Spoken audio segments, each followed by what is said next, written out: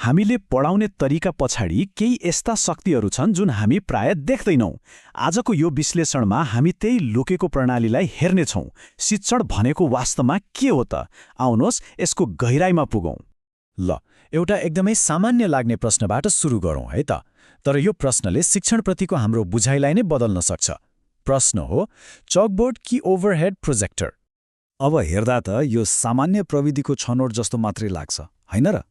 तर अमेरिकामा ओभरहेड प्रोजेक्टरको प्रयोग र जापानमा चकबोर्डको प्रयोग हो, यही भिन्नताले शिक्षणका दुई बिल्कुलै फरक धारणाहरूलाई देखाउँछ। अझ गहिरिएर हेर्दा के देखिन्छ भने यी दुई उपकरणहरू प्रयोग गर्नुको कारण नै पुरै फरक रहेछ र यहीँबाट यो रहस्यको पर्दाफास हुन थाल्छ। जस्तै अमेरिकी शिक्षकहरूले प्रोजेक्टर केका लागि प्रयोग गर्छन्? विद्यार्थीको ध्यान एक ठाउँमा ल्याउन, सामग्री देखाउने अनि त्यो सकिएपछि मेटाइदिने। तर जापानमा हेर्ने हो भने ठिक उल्टो छ। त्यहाँका शिक्षकहरूले चकबोर्डलाई सिकाइको एउटा कथा बनाउन प्रयोग गर्छन्। हरेक कदम, हरेक आइडिया सबैको आँखा अगाडि सुरुदेखि अन्त्यसम्म रहिरहन्छ। भन्नुको मतलब यो खाली उपकरणको छनौट मात्रै होइन रहेछ। यो त शिक्षणको एउटा सिङ्गो प्रणालीको सानो तर एकदमै महत्त्वपूर्ण हिस्सा हो र आज हामीले बुझ्न खोजेको कुरा पनि यही प्रणाली हो। त्यसो भए शिक्षणलाई एउटा प्रणालीको रूपमा हेरौँ। कक्षाको ठाउँमा हामीले जे देख्छौं त्यसको मुनि लुकेर बसेको त्यो अदृश्य संरचनालाई खोतल्ने प्रयास गरौँ। लेखक स्टिग्लर र हिबर्टको तर्क एकदमै रोचक छ।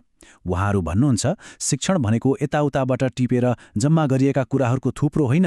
यो त एउटा व्यवस्थित प्रणाली हो जहाँ हरेक कुरा एकअर्कासँग जोडिएको हुन्छ र सबै मिलेर एउटै लक्ष्यतर्फ काम गरिरहेका हुन्छन्। यसलाई एउटा मेसिनको रूपमा कल्पना गरौँ न। हरेक गियर, हरेक पूर्जाको आफ्नै काम हुन्छ, होइन त? हो, त्यसै गरी शिक्षण प्रणालीमा पनि हरेक तत्त्वले पुरै मेसिन अर्थात् हाम्रो पाठलाई अगाडि बढाउन मद्दत गरिरहेको हुन्छ। अनि हामीले कक्षा कोठामा जे देख्छौं नि, त्यो त केवल पानीमा तैरिरहेको बरफको टुप्पो जस्तै मात्र हो। यसलाई चलाउने वास्तविक शक्ति त्यो त सतह मुनि लुकेका सांस्कृतिक मान्यताहरू हुन्।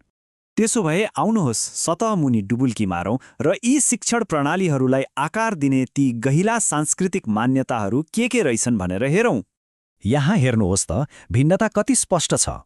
अमेरिकामा गणितलाई के मानिन्छ? प्रक्रियाहरूको एउटा सेट। तर जापानमा विचारहरू बीचको सम्बन्ध। त्यस्तै सिकाइलाई हेर्ने हो भने अमेरिकामा गल्ती कम गर्दै अघि बढ्ने कुरामा जोड दिइन्छ भने जापानमा चाहिँ सङ्घर्ष र गल्ती गर्नुलाई सिकाइको प्राकृतिक हिस्सा मानिन्छ। र शिक्षकको भूमिका पनि।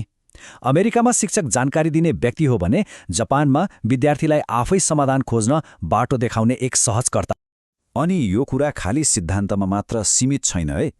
यो तथ्याङ्कले त सबै कुरा छर्लङ्गै पार्छ। हेर्नुस् न, अधिकांश अमेरिकी शिक्षकहरू विद्यार्थीलाई कसरी गर्ने भन्ने सिप सिकाउनमा केन्द्रित छन्, जबकि जापानी शिक्षकहरूको जोड चाहिँ विद्यार्थीमा किन र कसरी भनेर सोच्ने क्षमता विकास गराउनमा छ।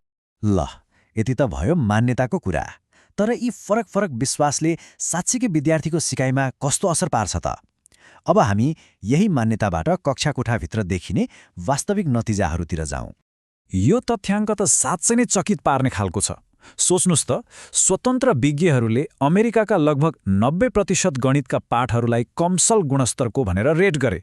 जापानमा भने यो आँकडा जम्मा 11% मात्रै थियो। कति ठूलो अन्तर! यसको असर कहाँ पर्छ त? अमेरिकी विद्यार्थीहरूले आफ्नो लगभग पुरै समय पहिल्यै नै सिकाइएका प्रक्रियाहरू दोहोऱ्याएर बिताउँछन्। तर जापानमा विद्यार्थीहरूले आफ्नो झण्डै आधा समय नयाँ समाधानहरू आफै खोज्न र साँच्चै गहिरिएर सोच्नमा लगाउँछन्। अब यो प्रणालीको सोचले अर्को एउटा ठूलो प्रश्नको जवाफ पनि दिन्छ। अमेरिकामा किन धेरैजसो शैक्षिक सुधारका प्रयासहरू सफल हुँदैनन्? यो विचार साँच्चै गहिरो छ। जब प्रणालीको एउटा सानो टुक्रा मात्रै बदल्न खोजिन्छ नि, पुरै प्रणालीले त्यसलाई तानेर फेरि पुरानै ठाउँमा ल्याइदिन्छ। यो त ठूलो नदीको भेललाई एउटा सानो ढुङ्गाले रोक्न खोजे जस्तै भयो। भन्नुको मतलब भोलिदेखि सबै अमेरिकी शिक्षकले चकबोर्ड प्रयोग गर्न थाले पनि उनीहरूले त्यसलाई सायद ध्यान खिच्नकै लागि प्रयोग गर्नेछन्, जापानमा जस्तो सिकाइको कथा लेख्नका लागि होइन, किनकि उपकरण फेरिँदैमा त्यसको पछाडिको सोच र मान्यता फेरिँदैन। र यसले एउटा कहिले नटुङ्गिने चक्र सुरु हुन्छ। पहिला कुनै एउटा नयाँ कुरा अपनाउने, त्यसपछि नतिजा राम्रो आउँछ कि भनेर आशा गर्ने, तर जब खासै केही परिवर्तन हुँदैन तब त्यो नयाँ कुरालाई नै दोष दिने अनि फेरि अर्को नयाँ समाधानको खोजीमा लाग्ने। तर त्यो भित्री प्रणाली भने जस्ताको तस्तै रहन्छ। त्यसो भए अन्तमा एउटा महत्त्वपूर्ण प्रश्नमा आएर हामी रोकिन्छौँ।